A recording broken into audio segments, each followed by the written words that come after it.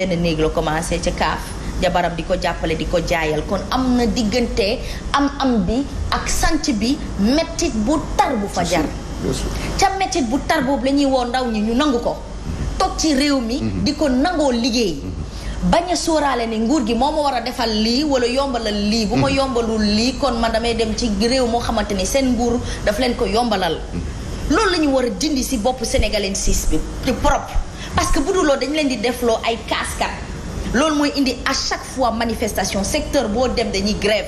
damay grève asma grève bi fan la jógee fan la juddoo. non je suis d'accord professeur. fan la juddoo gis nga wolof Ndiaye dafay naan. ñettali xuloo day indi xuloo. on parle là de solution. non je sais. on parle pas de la problématique. ce que tu dis est vrai. asma li ngay wax c'est vrai. mais xam nga toujours li may wax mooy li ngay wax nii yëpp c'est ça le cœur du développement personnel man loolu laay def depuis 1997. xale yi su may wax ak ñoom c'est comme ça que ma xamante ak Bougane. li may wax ak xale yi toujours mooy le sens de la responsabilité de la combativité. ça c'est clair mais ñu bañ a fàtte li yëngu li ko yëngal moo ko ëpp doole. il faut toujours voir les causes profondes gis nga casse yooyu ngay wax américains yi ñoo ñu dax casse contre leur gouvernement. et français yi ñoo ñu dax casse contre leur gouvernement. mais ñan ñoo koy soppi benn bopp yaakaar APR gars yi pare nañ ci ñoom. oui ça veut dire que quelque part ñi gën a fës ci société mooy ñi casse mais la vérité c'est qu'au Sénégal ñi casse bariwul. d'accord professeur en parlant de statistiques. léegi moi je suis dans le focus solution. oui régime bi toog au pouvoir nii ay weer ñoo ko fi dese day dem. ñu am candidat ñàkk candidat. gars yi ne nañu rupture lañ bëgg. rupture lañ bëggoon ci local. rupture lañ bëggoon ci législative. aujourd'hui on se retrouve au même pied d'estrade voire même pire parce que là à l'époque on ne parlait pas de traîtrise on parlait juste d'alliance et de non-alliance on parlait de transhumance aujourd'hui on en arrive au terme de la traîtrise en politique. léegi kan la ñu mën a fal mu dalal suñu xel wala ñu mën a am yaakaar ni mën a doxal suñu nguur ba ndaw ñi mën a am yaakaar ci réew mi kan nga gis ni fii mën nañ ko fal loolu mën a feexal suñu xol. képp ku nekk sénégalais nga yaakaar ne yaa mën a def li gën ñii fi nekk am nga droit am nga possibilité dem candidat loolu mooy solution. après bu ñu yéegee toog ci chaise bi. non je dis aujourd'hui su fekkee yow damay jël exemple rek. doyen Diall ak yow. yéen ña ngi wax di prôner des changements vous êtes des sénégalais. mais déposez vos dossiers de candidature soyez des candidats arrivez à convaincre les Sénégalais que li ngeen wax mooy la bonne solution boo leen eggee j'espère que vous n'allez pas faire le contraire mais le problème c'est que souvent c'est les mêmes c'est les mêmes qui vont être les candidats donc pourquoi les autres du ñu nekk ay candidats mais parce qu'ils ne font pas ce qu'ils doivent faire li ñu war a def defuñu ko tey n'importe qui peut être candidat au Sénégal c'est la loi qui l'autorise donc na ñëpp nag candidat c'est vrai que Asma sénégalais yaakaar la ñuy am ci nit ndax candidat à chaque fois élection bi am candidat yi dañuy taxaw kenn ku ci nekk wax li nga xamante ne moom mooy sa projet wax li nga xamante ne moom ngay mbëbët pour sénégalais yi mën a am vie bu meilleure donc gëm-gëm boobu ñuy am moo tax ñu lay sànnil carte mais boo toogee à chaque fois dañuy gis ñu ci bëri déception lañ ñuy indil bu régime bi fi toog ñu ci bëri déception lañ ñuy indil casse boobu ngay wax metti na torop même ñuy casse sax parfois dañuy toog yedd seen boobu naan waa ñun dañuy casse rek mais casse bi ce sera difficile pour ñu wàññi ko parce que actuellement situation bi ni mu demee nii solution bi loolu moo ñu ci mën a génne mooy kenn ku nekk wax nañ ko kenn ku ci nekk mu jéem a xool naka la ñu war a mën a def pour nga jël sa développement personnel yow pour ñu commencer kenn ku ci nekk projet bi nga bëgg li nga bëgg a entamer nga dem ci petit à petit 5000 francs 10 000 francs 100 000 francs sax mën nga cee commencer projet bi donc loolu situation bi foofu lañ toll nii mais aussi ak état bi daf ñu ci accompagner parce que tam bu fekkente ne da ngay góorgóorlu di taaba di am sa ay journée 5000 di am journée 2000 boo duggee ci marché bi tamit doo am dara loo mën a économiser pour que aussi sa liggéey bi ngay def projet bi mën a jëm kanam loolu aussi ça pose problème donc état bi nañ ñu accompagner dimbali ñu ci chargé wàññi li nga xamante ne moom mooy taxes yi sénégalais yi mën cee gis seen bopp xale góor yi dañuy xeeb a sànq wax nga ko sénégalais daf gëm na yàlla waaye wóolu ko le temps muy toog di patienter naan sama chance léegi mu ñëw sama biddéew léegi mu fàq am na ñoo xamante ne amuñu patience boobu moo tax ñuy lor seen bopp di dem di jël gaal yi wala ñu jël yeneen moyens yoo xamante ne pour gaaw réussir alors que xamuñu seen morom yi laka lañ nan la ñu daj ci àll bi nañu bàyyi xeeb liggéey xale góor yi nañu bàyyi xeeb liggéey te liggéey jëmale seen réew kanam jëmale seen bopp kanam ñu changer mentalité ku ci tekki woon léegi xam nga lan mooy tekki ci moom am naa tuuti xaalis damay dem takk jabar ju rafet dugal ko ci kër bu rafet c'est-à-dire notre ambition se limite au bout de notre nez et ça c'est écœurant professeur Danfara vous l'avez dit gis nga législative yi man damaa bëggoon bokk législative yi ñu jógee saaga te ndey man sama yaay dafa cher sama xol man du ma supporter loolu moom daf may xeexloo te man bëgguma sénégalais gis ma ci angle boobu xam nga loolu développement personnel dama toog gedd sama bopp ne saagante yi may gis nii man pour man duma ko def. Et c'est juste pour ça. Donc pour vous dire que à quel point même quand des gens ont juste une belle ambition ou une bonne foi de pouvoir aider ou contribuer au développement, ça les freine certains comportements. Et c'est ces comportements qui sont à bannir. Parce que moi dans mon éducation de base, on m'a dit c'est pas parce que tu es en colère que tu te dois d'insulter l'intégrité de l'autre. C'est pas parce que bokku mag yow xalaat que da nga ñëw da nga war a fekk sama yaay mi tëdd ci suuf di ko xas di ko saagate mosoo ko xam. loolu du suñu cosaan du ñun donc yooyu nañ ko seppi ci ñun ba pare bu dul lool ëllëg les prochains dirigeants qu'on aura là da ngay dégg léegi xam nga wax nañ traîtrise léegi da ngay dem ba ñu war a jël micro di wax di saaga loolu foofu dañu war a dañ koy def déjà. voilà donc yooyu yëpp dañu ko war a éviter parce que continuer dans le comment dirais-je ay xasante ak ay waxante lu ñaaw dafay gën a jur génération yi di ñëw xam nga lu ñaaw moo gën a neex a copier. lu ñaaw buñ ko dàqulee fii moo gën a neex a copier moo gën a yomb lu baax moo jafe te nit ñi jiranteetuñu mbag ak ci maa la gën a baax te loolu il faut que ñun ñu defaraat suñu toogaay même bu dee Binta da démb ak barki dem Binta da doon wax juum nga ormal ko rafetal kàddoom ba pare xëcc ko ni ko li nga wax mu tegginewul de vous me le faites des fois quand je dis des mots en wolof je dis mais pourtant je parle wolof mais c'est un wolof peut-être assez cru qui fait que elle m'interpelle et tu sens son éducation donc les parents s'il vous plaît éduquez-nous vos enfants à être des jàmbaar à avoir d'autres principes de valeurs bu ko defee peut-être dinañu mën a doxal réew mi. le changement bi ngay wax solution yi ngay wax pour les prochaines présidentielles pour comment gérer le Sénégal du futur. mooy il faut ñu changer système politique. Le système politique, il faut le changer. Il faut faire en sorte que le président de la République n'ait plus tous les pouvoirs. Ah voilà. Ça c'est très important. loolu nan lañ koy mënee def moo di que assemblée nationale nekk une assemblée nationale citoyenne boo xam ni mooy defal loi yi mooy jox attribution dégg nga le chef de l'exécutif parce que man ni ma koy tuddee mooy le chef de l'exécutif. dootul nekk président de la République. président de la République boo xam ne man xaw ma sax la mooy président de la République ndax bu fekkee da nga nekk président de la République mais tu n'es pas le président de l'Assemblée nationale. mais si tu es président de la République tu n'es pas le président du pouvoir judiciaire. donc man nan nga mën a nekk président de la République. amul sens da koy da nga nekk chef de l'exécutif benn après ñu am le pouvoir parlementaire géré par les citoyens. yoo xam ne léegi ñoom ñooy defar budget bi ñooy defar programme bi comme ni nga ñu jël en compte. les préoccupations les vraies préoccupations ak les véritables priorités des Sénégalais te foofu nan lañ koy jëlee mooy nit ñi duñu nekk ci gouvernement toog seen bureau di defar ay plan di defar ay programme non dañuy dem bu njëkk amoon na assemblée nationale assemblée régionale yoo xam ne région bu nekk dafa amoon assemblée ñoom ñooy waxtaan taataan besoin région boobu budgétiser ko def plan bi yónnee ko au niveau central ñu def planification sur 5 ans ça c'est le régime socialiste loolu amatuñ ko donc il faut que peuple ci seen bopp seen alal ñu xool nan lañ koy dépenser nous ne devons plus laisser à l'État au gouvernement le fait de dépenser nu mu ko neexee dëgg aywa merci beaucoup actualité bi moom xam naa jël na pàcc bu njëkk mi yëpp nag waaye li ñu doon waxtaane moo am solo Sénégal moo ñu ñor dafay wan kenn ku ci nekk ni rek Sénégal ñun ñëpp gëm nañ ko bu ko ñëpp gëmandoo noonu rek dina baax kon professeur Danfakha nañ dikk ci développement personnel la colère n'est pas une arme mais un signe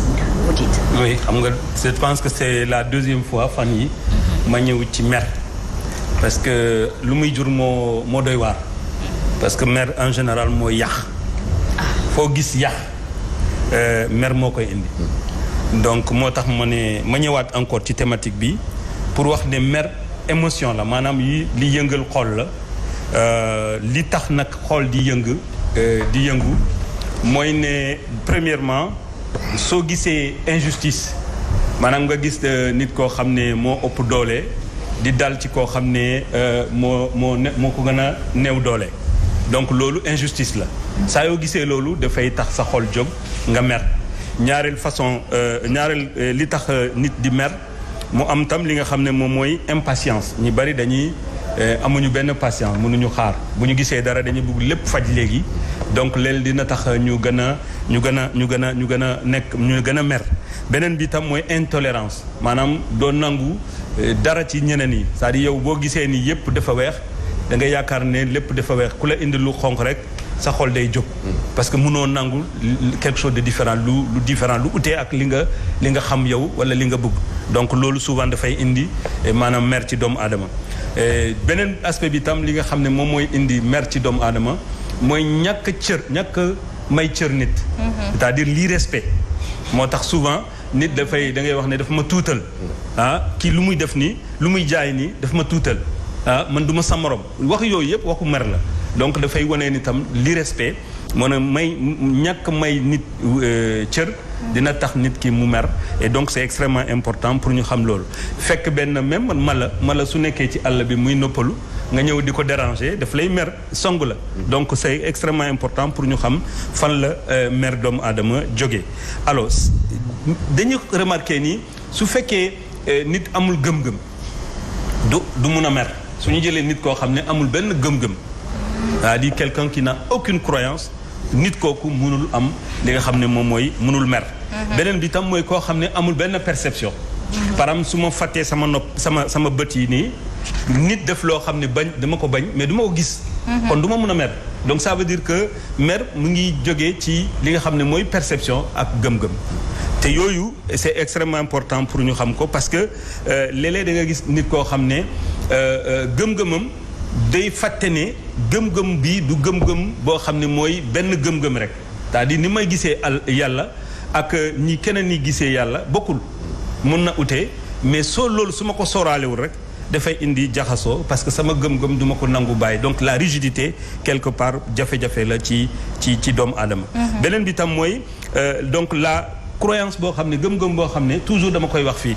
nit booy gëm dara da ngay nand li ngay gëm da ngay comprendre par toi-même doo ne doyen Lamine moo wax lii comme moom borom xam-xam la naa gëm lu mu wax mais comprendre ma maanaam nanduma lu mu wax loolu mooy indi masiba yu bari ci doomu aadama parce que da ngay gëm loo xam ne nanduloo ko te boo gëmee loo xam ne nanduloo bu ñu la nee léegi par exemple Asma maanaam c'est une reine boo ko waxee benn affaire boo xam ne on dit pas ça à une reine da ngay mer donc ça veut dire quelque part il faut que tu vérifies lu tax ñu wax ne c'est une reine par exemple une reine du travail ainsi de suite dina mën a tax nga mën a tolérer li nga xam ne mooy réaction doomu aadama yi c'est extrêmement important donc rigidité baaxul c'est-à-dire que boo gëm dara nga ne fii laa jàpp du ma ko bàyyi en général ñooñu façon nit dafay indi toujours ay mer te mar boobu dafay indi li nga xam ne dafay pousser doomu aadama ci ay loo xam ne daf koy sànko wala day yàq souvent damay dégg ay nit yi ñu ne lu tax manifester yi mënuñu ko def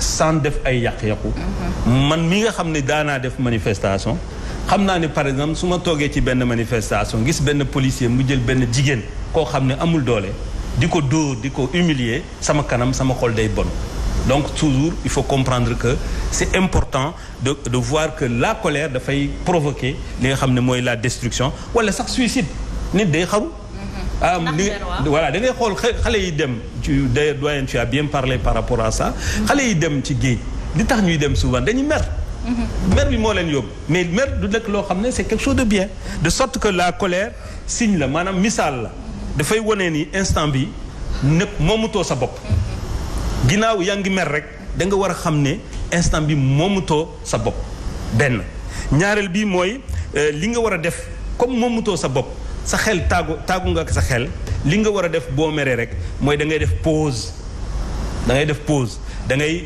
soo mën a sori sax nga sori soo mën a ber sa bopp sax nga ber sa bopp même gaynde bi nga xam ne moo ëpp doole ci àll moom la ñu gën a craindre ci àll gaynde ci boppam boo ko tiitalee dafay uti dañuy wax toujours jàmbaar dawul dafay uti doole donc c'est extrêmement important nga xam ne boo nekkee ci ay mer première chose bi ngay def te malheureusement problème Sénégal am na booy téléphoner nit nga mer ba pare mënutoo wax bëggoo wax lu ñaaw nga raccroché mu gën laa mer lu tax nga raccroché ma lu tax nga rapproché ma au nez ni gis naa lu bari nit yoo xam ne mënuñu comprendre ne nit ki xolam bu demee ba fees lu baax ci moom mooy mu raccroché parce que lépp lu muy wax rek day nokk lu metti ci yow wala dina indi jaxaso donc moo tax peut-être nit bu raccroché bul gaawantu di ko mer di ko saaga wala di ko wax lu ñaaw parce que peut-être que looloo gënan te parce que lu mu naroon wax mooy gën a garaaw donc c'est extrêmement important nit boo meree nga xam ne tu ne peux rien faire waroo def dara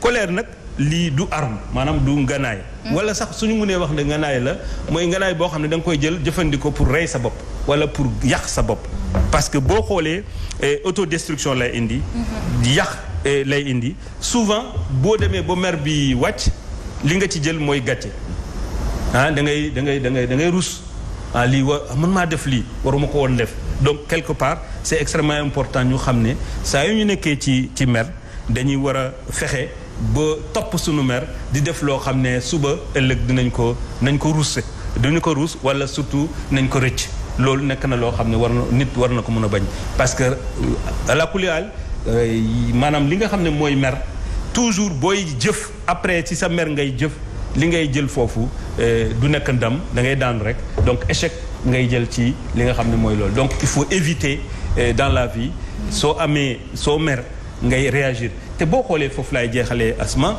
africains yi maanaam souvent loolu ngay maanaam dénoncer peut-être que c'est pas avec les mots que moi j'aurais voulu mooy le fait que l'Africain de façon générale ñun dañuy gaaw mer même boo jëlee ñi nga xam ne ay panafricanistes lañu ils parlent sous le coup de la colère alors que nit da ngay boo amee lu la métti da ngay dem toog nga xalaat bu baax gëstu comme doyen nu muy def di bind ay livres di def ay plans su booba nga soog a réagir parce qu'on dit toujours la vengeance est un plat qui se mange froid.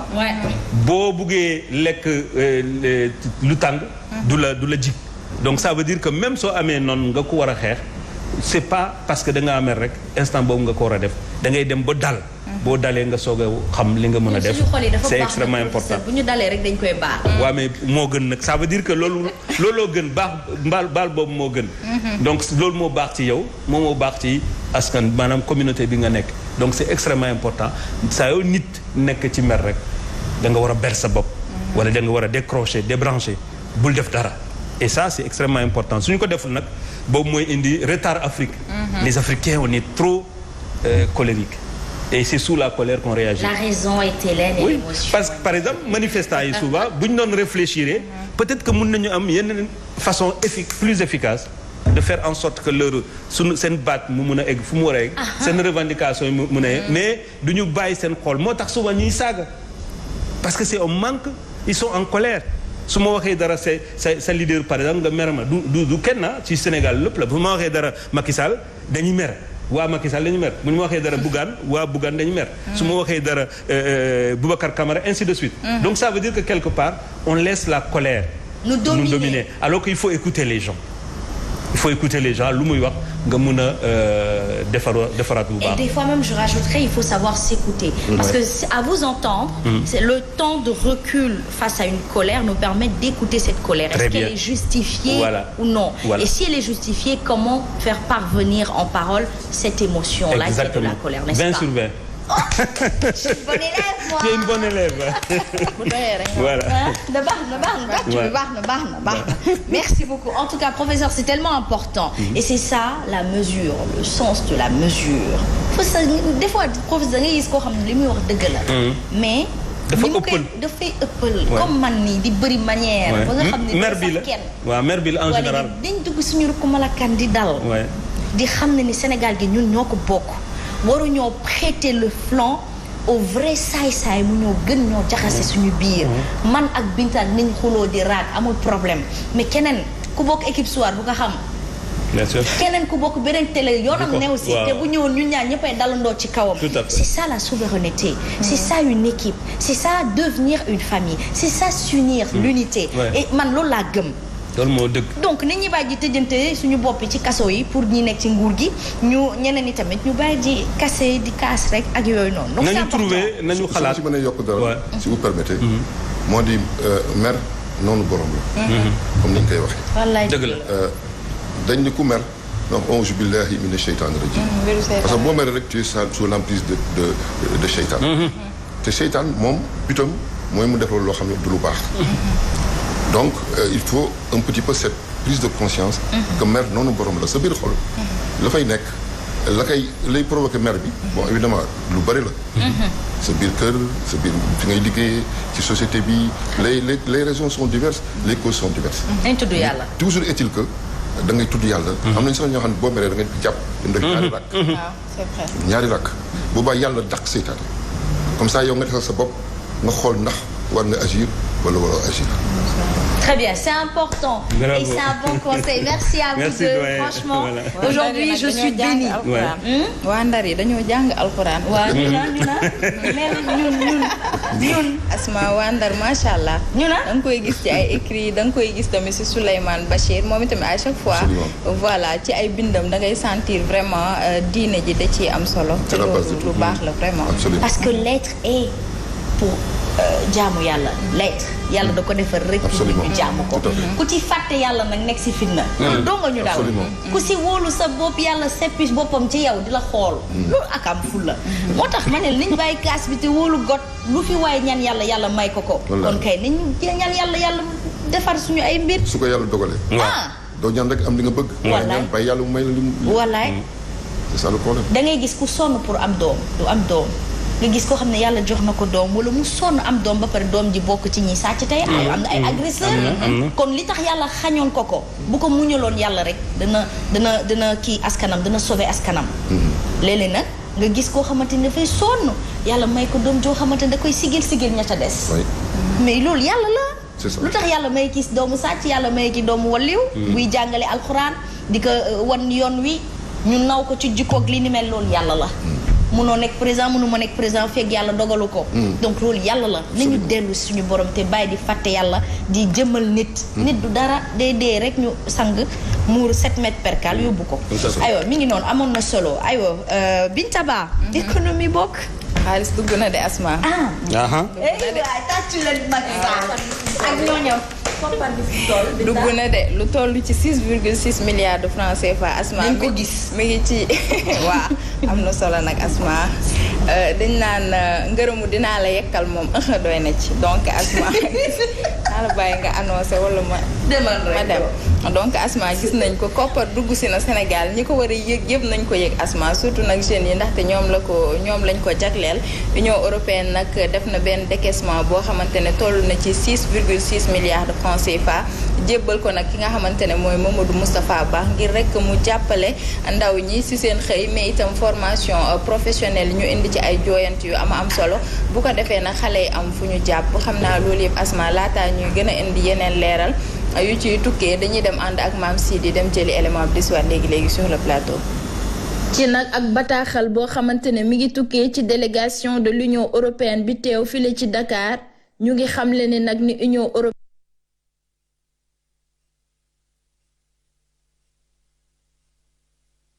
décaissé na lu toll ci 6,6 milliards de francs CFA.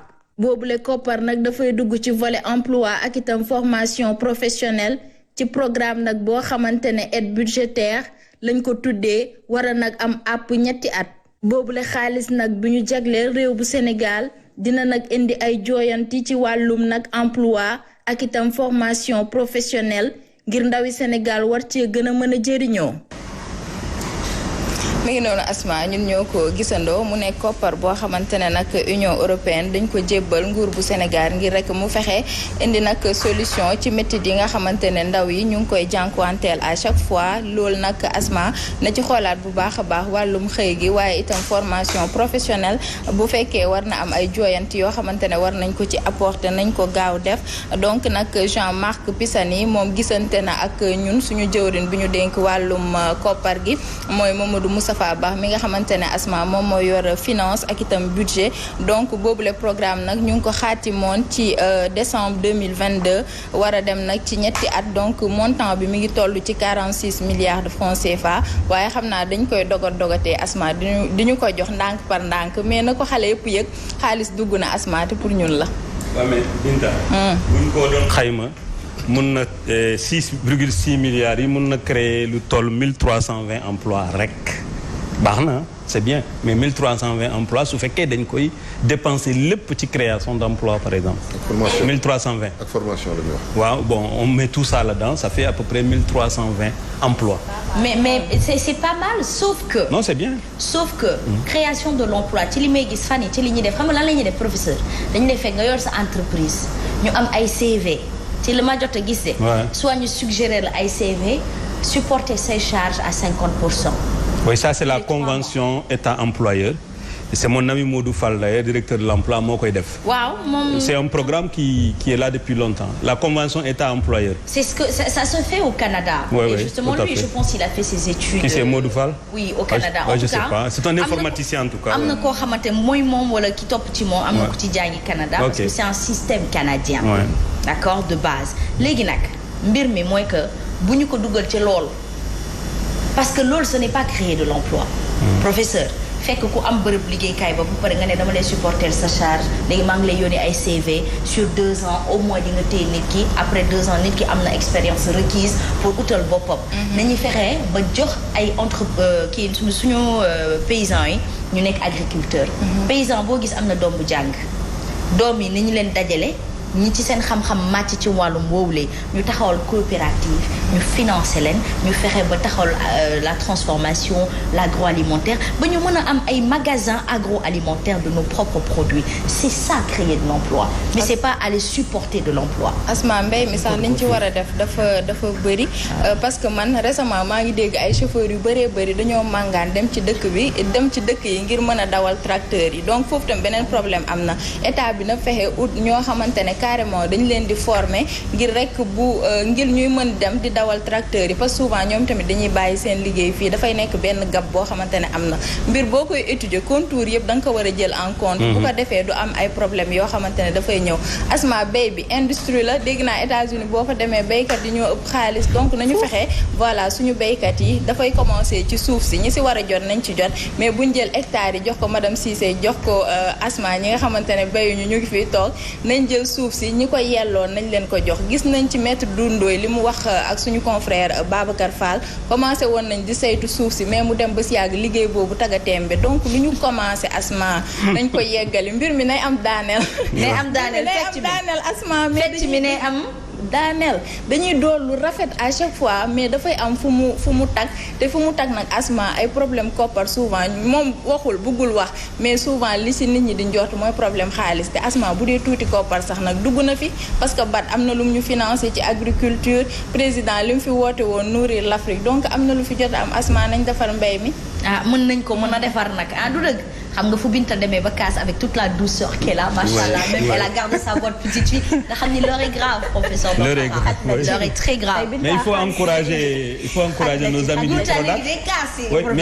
Prodac le Prodac aussi travaille dans ce sens-là il faut encourager les ce sont mes collègues nag Prolan professeur coucou Djimo Soare le patron de Prolan oui non ils sont en train d'avancer. Ils ont eu un faux départ. aywa c'est mon opinion propre. ak ñi ñuy financer ils ont eu un faux départ. dañu bàyyi ñi nga xamante ne xamul seen projet leeragul seen bopp ñu dëgër fit ba mel ne man dem ñu leen di financer ñooñu duñu fay bor ba pare dañu leen di tardel nañu xool ñi nga xamante ne comme ni nga wax nii ñoom leen na leen ñi ba ñuy def seen étude de projet yàgg na.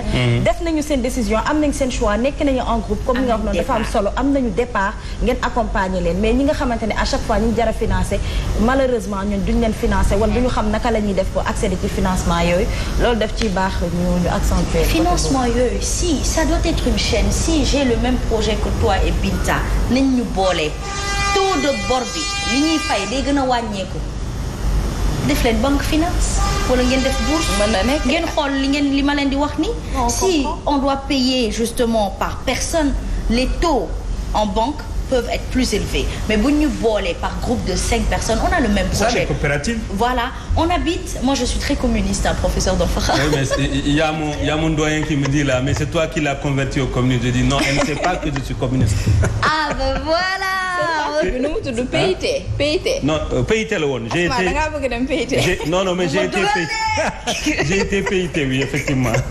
non mais si je peux intervenir sur ce plan-là parce que c'est très intéressant ce que vous dites mais seulement il faut structurer parce que nous ne pouvons pas toujours attendre les ressources financières de la BAD ou bien de l'Union européenne. Nous devons faire en sorte de mobiliser des ressources financières internes parce que nous avons des ressources minières, nous avons de l'or, nous avons du zircon, nous avons du pétrole, nous avons du gaz et il y a des sociétés minières qui ont des mines d'or sénégalaises, des sociétés minières sénégalaises qui ont des mines d'or, qui vont les exploiter, qui vont les développer. Moi, je suis le président du consortium sénégalais des mines et de l'énergie. D'accord. Le consortium que je dirige, nous sommes 10 sociétés minières sénégalaises qui ont des mines d'or. Et donc, c'est des tonnes et des tonnes et des tonnes d'or. Donc, cette manne financière servira à financer l'agriculture. Moi, ce que je crois, c'est comment financer l'agriculture. C'est faire des coopératives. L'argent, il ne faut pas donner ça à des gens qui ont des projets qu'on ne contrôle pas, qu'on ne maîtrise ça. Combien de milliards sont partis comme ça? Hein? Il y a eu sous le gouvernement précédent, laser, je ne sais pas comment ils appelaient ça, ça a englouti des milliards. Cette fois, c'est le DER, ça a englouti des milliards. Mais si nous réussissons à mobiliser des ressources financières internes, nous pouvons financer même notre agriculture, notre pêche et notre élevage. Des coalitions, c'est l'arme politique pour faire le président. Coopérative, moi j'y crois fondamentalement. Mais bien sûr. Fondamentalement. Et puis il ne faut pas arracher la terre des paysans. Il faut leur laisser leur terre. Vraiment. Et puis aller les aider à faire des coopératives. Moi je crois à l'agriculture familiale. Vraiment. Asma croit aux coopératives. Oui. Moi je crois à l'agriculture familiale. C'est ce qu'a développé les États-Unis. C'est des gens qui sont allés se mettre à la campagne, ils se sont installés, ils ont construit des quais en bois. Et puis ils ont commencé à exploiter. Mais ils avaient de grands espaces. Mais invité bi dama koy décorer. Maa ngi doon ak invité boo xamante ne man maa daanu leer. Il faut nga ñëwaat. Ouganda, la Banque mondiale suspend ses financements. Waaw. mi ngi noonu Asma ndaxte ñoom nag dañoo am loi boo xamante ne nii képp ku fa yor ñaari tur yi mën nañ dem sax ba faat sa bakkan donc Banque mondiale àndul ak loolu nee na nag lépp lu jëm ci wàllum financement dañ koy dakkal ndaxte nag ñoom boo gisee ñuy jàppale réew yu néew doole yi dafa fekk ni ñoo bëgg ku ci nekk ñu jox ko àqam ak yelleefam donc nañ dem xool li xew Ouganda Mame Sidi bu baaxee ñu dem desiwaat léegi. L'Ouganda devra se passer de l'aide financière de la Banque mondiale. L'institution internationale a annoncé suspendre l'octroi de nouveaux prêts au gouvernement ougandais après la promulgation en mai dernier de la loi anti-LGBTQ. Dans un communiqué publié mardi, la Banque mondiale a justifié cette décision en précisant que la loi, considérée comme l'une des plus répressives au monde, allait fondamentalement à l'encontre des valeurs de l'institution. Ajay Banga, le nouveau président de la Banque mondiale qui a pris ses fonctions en juin, a subi des pressions pour réagir à la loi ougandaise. Le 15 juin, 170 groupes civiques l'ont exhorté à prendre des mesures spécifiques, concrètes et opportunes en réponse à cette loi, notamment en suspendant tout prêt actuel et à venir. Le pays d'Afrique de l'Est a réagi en qualifiant cette décision d'injuste et d'hypocrite. Rappelons-le qu'en dépit des menaces de sanctions brandies par certains pays occidentaux peu après la promulgation de la loi, le président ougandais Yoweri Museveni avait assuré, je cite, « Personne ne nous fera bouger ». La loi baptisée anti-homosexualité 2023 prévoit de lourdes peines allant jusqu'à la peine de mort pour toute personne ayant des relations homosexuelles. may noonu Asma ku fa nekk borom ñaari tur daal fi mu ne nii bul jëm Ouganda ndax buñ la jàppee mën nañ la sax faat sa bakkan te peine de mort sax dañ ko dindi woon ci dëkk ba mais dañ ko indiwaat nag pour ñi nga xamante ne ñoom borom ñaari tur yi lañ donc loi boobu nag promulgué nañ ko en 2023 léegi nag Banque mondiale nee na ñoom fekk dindiwuñu boobule loi dootuñu jot benn financement ci ñoom gisoon nañ sax congrès américain ñu bëree bëri ñu ngi doon mettre la pression Banque mondiale ngir rek lépp li nga xamante ne xaalis la Ouganda di ko jot ci ñoom ñu dakkal ko Asma. waa léegi pourquoi. nee nañ ku nekk Banque mondiale pourquoi ñuy def loolu. nee nañ Asma ku nekk nañ la bàyyi nga dund sa live ni nga ko sentiré amuñu droit ne kenn orientation sexuelle bii nii ngay jël wala bële ngay jël. ay waay madame Cissé nañ des suñu dëkk gi fii pour le moment légaliser wuñu ko te dàquñu ko tamit. C'est ça la situation du pays. Légaliser une côte et d'arc. Non, c'est interdit. Parce que les lois au Sénégal sont faites de sorte que si on les juger pour attentat aux bonnes mœurs. Donc il y a un problème. Mais le problème, c'est le criminaliser comme l'Ouganda l'a fait. Alors, savoir-vivre, en tout cas, professeur, je préfère rester dans ce manque d'espace vert à laquelle nous faisons lieu. Alors, lieu de loisirs au Sénégal. Machallah. Dañuy kaas rek mënuñu jëmbat benn garab. Asma ñun dañu défendre rek. fi toll nii na jéem a feexal xol yi rek ndax bu ñu cumuler yëpp dafay daal di mettre suñu bopp. moo tax tey dañuy ñëw ci la rareté de ces espaces de détente ndaxte dañoo gis ne dafa rare actuellement am na ci nag benn partie boo xamante ne comme fii ci Dakar ci centre ville bi moom ñu ngi ciy sentir bu baax a baax espace yoo xamante ne espace de loisir la donc lu ci fi ci mel ne corniche bi ak yu ni mel donc am nañ ci ay espace yu bëri yoo xamante ne espace de détente la ay moment de détente nga fay passer am nañ aussi ay espace de jeu mu nekk li nga xamante ne ñu ci bëri ñu ngi ci profito suñu mbokk yi nga xam ñu ngi université aussi étudiants yi bu ñu wàccee ñu ngi fay dem di jàngi ñii di def sport ñii di def ñii di féexal seen xol moo tax nag Asma dafa am solo ñu ñëwaat ci li nga xamante ne moom mooy espace vert yi ndax dafa commencé manqué comme ni ma ko waxee nag malheureusement fii nag ci centre ville bi wala Dakar sax laay wax dañoo concentré dëkkuwaay dañoo concentré wu amatuñ benn espace boo xamante ne mën nañ fa def ay espace vert wala bëreetul noonu ñu ngi koy sentir nag ci quelques coins wala ci quelques quartiers mais bëriwul noonu ñuy ñaanaat rek ñi nga xamante ne ñoom ñooy autorités yi ñu bàyyi ñu ci xel ñi nga xamante ne ñooy maire yi aussi ñu bàyyi ñu ci xel espace yi nga xamante ne ñu ngi ko war a exploiter pour occuper ñi nga xamante ne ñooy population bi ñu bàyyi ci xel bu baax a baax espace public dañ ko soxla donc dañuy soxla par verdure daf ciy baax daf lay détendre day wàññi stress parfois nga wàcc yóbbu xale yi ñu daal di fo ci salle de jeu yi mais dañuy gis ne léegi amatuñu ay parc d'attraction wala bëreetul fii nga xamante ne moom mooy Dakar sax bu ñu koy wax moo ci tane mais boo génnee tuuti Dakar Asma amatul wala dafa raar te dafa nekk li nga xamante ne investisseurs yi war nañ ci gën a mën a bàyyi xel aussi parce que dafa nekk li nga xam war na mën a dugal koppar te dafa baax ci dëkkuwaay ndaxte bu fekkente ne da ngeen a dëkk te am na loo xamante ne da ngeen koy soxla ngeen dem di ko jéggaani bu nekkee à proximité moom moo gën lu ci mel ne ay parc d'attraction ay parc de loisirs yi may wax espace vert yi jarul ngay jógee par exemple Bambilor di ñëw ba centre ville bi xam nga déplacement boobu yëpp parfois sax mën na la bañ a motiver mais dañuy ñaaxaat rek pour ñu bàyyi ci xel Asma dañ koy soxla ñun suñu dëkkuwaay fépp waay mën ci nekk ndax bu ñu nee Dakar rek Dakar kese du dëkkuwaay am nañ régions yi dañoo bëri 14 régions bëri nañ fenn fu ci nekk war nañ ko mën a exploiter mais nag bu ñu nee Dakar mu amatul espace vert verdure yi bëreetul mais bu ñu jéggaane bu ñu demee ci région yi moom am nañ espace vert mais amuñu espace de loisir donc da ngay gis ne moom verdure ba moom bëri na fa macha allah garab yi ndax am na espace foofu dëkkuwaay yi seerewul voilà kenn pollué wu leen xale yi mën nañoo foo ci mbedd bi mën nañoo jouer football mën nañoo def lu leen neex jeu bu leen neex mën nañ ko def te du am benn danger ndax du am ay oto yoo xamante ne ñoom ñoo fay jaar pour di gànganti seen sécurité donc loolu yëpp dañ ko fay gis nag mais nag bu ñu ñaax nag région yi ñu ñaax bu baax a baax investisseurs yi Binta sa mbokk économistes yi nañ ci xalaat bu baax a baax di créer ay parc d'attraction fi nga xam ay espace de jeu espace familial xale yi di fa men di fa foo nga fay am sa xaalis en même temps dafa nekk ay investissement yoo xam ne dafa rare voilà mais aussi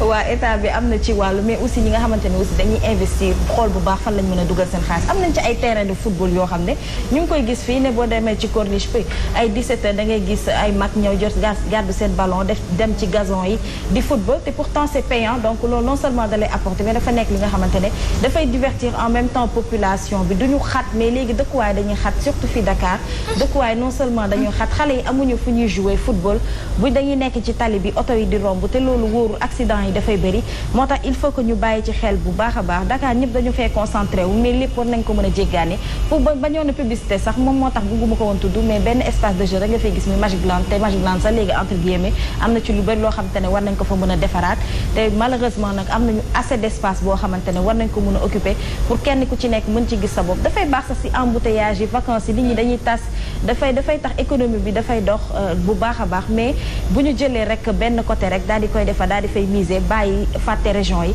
moo tax il faut que ñu ñëwaat ci espace vert yi ak espace de loisir yi parce que dafa manqué te surtout nag ci vacances yi ñu nekk même bu nekkul vacances sax xale yi dañuy soxla seen espace bopp foo xamante ne dañu mën a dem pour libérer wu pour ñu mën a foo parents yi nekk à côté donc dafa nekk li nga xamante ne Asma il faut que ñu wax ci bu baax a baax pour ñu bàyyil ñu ay espace yoo xam ne espace yi ñuy dagg di ko jaay forêt classée bi rek la ñu dese forêt classée bi aussi bu ñu leen mënee exploiter dina baax pour ñu def ci lieu public yoo xamante ne nit ñi dinañ fa mën a si gars yi am yow mi dëkk côté boobu projet mbalit bi Asma na waaye Asma foofu yaatu na de xam nga nag lan moo tax nit ñi découvrir forêt classée bi mooy péage bi fa jaar léegi ku romb nag instant bi am nga ci mbébét ñu ngi ciy xalaat lu ne mais forêt bi nag nañ ñu ko bàyyil Asma parce que tey jii buñ ko lépp luñ ci jéem rek mooy ñi nga xamante ne duñu dëkk ci alentour yëpp dañuy inondé donc daal c'est le seul poumon vert actuellement de Dakar presque donc il faut justement indi nañ fii sama mag ji Khady Camara jamono yi muy naan vacances vertes kër gu nekk jëmbat benn garab ana résultat bi quand je vous dis qu'on se parle à nous-mêmes et nous n'agissons pas ça on peut pas attendre l'état nañ jëmbat rek boo rombee sax buntu kër boo loué même bu dee dëkkoo fa bàyyi fa sa souvenir jëmbatal foofu garab tu ne le fais pas que pour toi mais pour les prochaines générations à venir. Soyons généreux à ce stade. Au stade de penser que demain on ne sera pas là mais quelqu'un d'autre sera là, je veux laisser un souvenir qui me sera un bénéfice demain. moo tax ñëpp a asthme ñëpp a sinusite. ñëpp am feebaru respiratoire yi parce que oxygène bu set amatul. pollution bi bëri. boo génnee tuuti Dakar di dugg boo gisee boo rombee village yi ni muy verdure bi muy am day mel ne beneen monde nga nekk non seulement dëkk dafay paisible mais aussi dafay atmosphère bi dafay neex donc dafay wàññi chaleur bu baax a baax. asma benn exemple bu ndaw sama buntu koñ damay bañ da nga ñëw fa di ma ginnaaw sama buntu kër dafa am benn garab boo xamante ne kër gi jàkkaarloo garabu mbuum la. benn jour dañoo toog ñu ne ñu ne nam mën nañ cere mbuum fekk mu dégg dinaa lii mbuum la donc ñu wàcc dem dagg ci togg cere mbuum bu neex ma ne xoolal lii moo tax région yi neex village yi neex ñaari garabu mbuum mu ngi sama koñ donc loolu dafa nekk da nga jékki ji gis ku taxaw dagg ci garab gi dem mu leen bu demee moom lay togg donc loolu yëpp daf fee manqué ñi nga xam ne am na espace seen këru bopp aussi même bu ngeen amul seen këru bopp essayé leen ngeen xool naka ngeen di def pour ngeen planter comme les Asma wax c'est une bonne idée ñu xool naka la ñu mën a def garab boo mën ci am garabu fruit wala légume boo mën ci am rek daf lay jàppale bu baax a baax te aussi dafay baax ci verdure parce que def nañ aussi bu ñu fàtte ko def nañ ci ay milliards pour defaral taaral pour donc mu nekk li nga xamante ne aussi d'une part amal nañu solo ndax askan wi ñoo fay dem ma di fa détendre ñu mën ko ñun tasaare ko daal mu bañ a yam Dakar kese parce que lépp rek dafa concentré wu ci centre bi. C'est important. Merci beaucoup à vous en tout cas Madame Cissé Rokhaya Dia. C'est important lii rek ay jëmale Sénégal kanam gis nga ki ko fa ji. am na mbégte am na si tuyaaba. ndax keroog bi nga xiifee mu sori la moom moo la xettali te fekkewu ko xamu la. bi ngay juddu xamu ko c'est ça le communisme. Pensez à soi et aux générations à venir. aywa merci beaucoup professeur Danfakha amoon na solo. merci beaucoup il a un sourire. non mais ça me fait rire parce que je sais que tu fais le bonheur de mon grand frère Chérif Sabali qui est le PCA de la Sodagri et qui est resté je crois dans l'âme très très communiste. donc bu lay dégg ngay wax communiste xam naa ni moom dina ko neex lool. xam naa léegi gars yi commencé ma tuuma wax nañ ma fi APR wax ma gëm sa bopp. non mais avant PA yi lañ mën a yóbbu. ça fait plaisir parce que c'est ça les idées généreuses quoi. merci beaucoup à très bientôt. merci en tout cas merci beaucoup monsieur le président Lamine Diack Diouf amoon nañ mbégte. solo ak fierté dalal la borom xam-xam yu mel ni yow dañu war a génn di wax ba pare dañoo yéwén xam-xam ku ko am na ngay yéwén merci beaucoup. c'est moi qui vous remercie d'avoir bien voulu diriger ce plateau avec professionnalisme. merci vous avez des idées très généreuses vraiment très pertinentes. merci beaucoup ainsi que Binta et Madame Cissé. merci beaucoup et professeur j'ai été vraiment ravi de partager ce plateau. merci en tout cas Madame Cissé Rokhaya Dia lii moom ci ko naam ci xol. ko nakay. oh là là. oh là là. elles ont de ces expressions. merci beaucoup. mu di la jaajëfal bu baax a baax ak suñu kilifa gi Papa Lamine Diack ka ñaanal moom tam dund ko nag wér nag te xel bi amal nañu jëriñ amal nañu solo te nii la ñu soxla ainsi que fidèles téléspectateurs internautes yi nga xam ne ils sont toujours fidèles ci Subatel fidèles ci Sen TV jaajëfal leen bu baax a baax leer maa ne depuis Kër Massar nuyu naa la monsieur madame Kébé je vous fais un gros bisou. mi ngi noonu loolu amati na solo waaye Binta ba gis nga borom xam-xam yi dañu war a génn di wax. parce que bu ñu génnee wax ndaw ñi naw leen. ndaw ni am nañ xel waaye ñiy génn di wax ñooy ñiy gën a ñuy kaas di saaga pour seen bopp la. pour ñoom ñu falu la. mais borom xam-xam yi xam ngeen ni ku la naan man 20 ans rek bu ma ko dundaatee 10 ans doy na ma la ca des li may liggéey pour ñay ñoo la kon nga xam ne ni lii lañ soxla. dëgg la de Amadou Ampaté Ba sama doomu baay boobu waxoon na ko nee na nag am na ay ñoo xamante ne ni ay bibliothèque yuy dox lañ. donc moom day bokk ci trempe boobu plaisir la à chaque fois ak li mu xaatim yëpp Asma xam nga ñun tey ñaari page sax mënatuñ koo bind buñ ko bindee suñu bopp day metti donc voilà lii lu am solo la vraiment ñu ngi koy jaajëfal bu baax a baax parce que ku ci nekk nag jàng nga ci moom di remercier ñi ñu doon seetaan suba ak léegi Asma di leen jox rendez-vous samedi incha allah kéem soob na borom bi.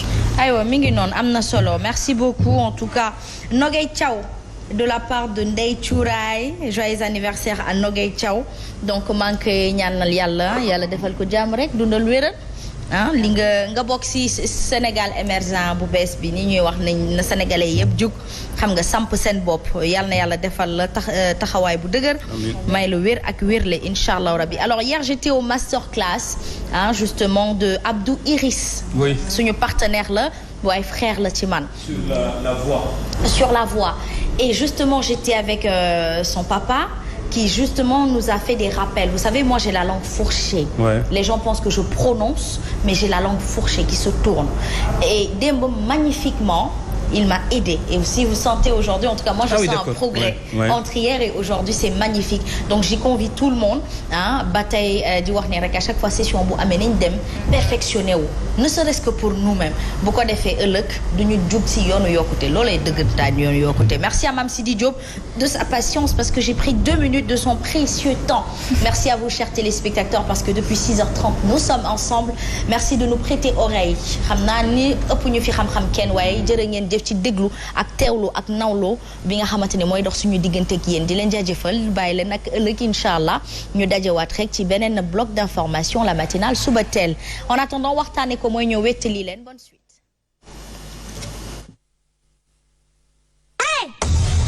Êtes-vous prêts? Le plus gros bonus de tous les temps. Promotion avec des prix sympas. De nombreuses autres offres de bonus.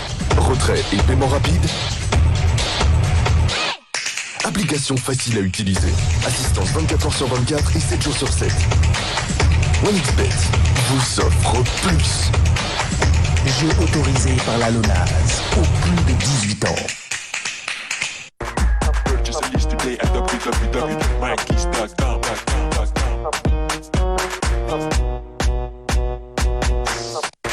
Purchase a list today at www.mikeys.com.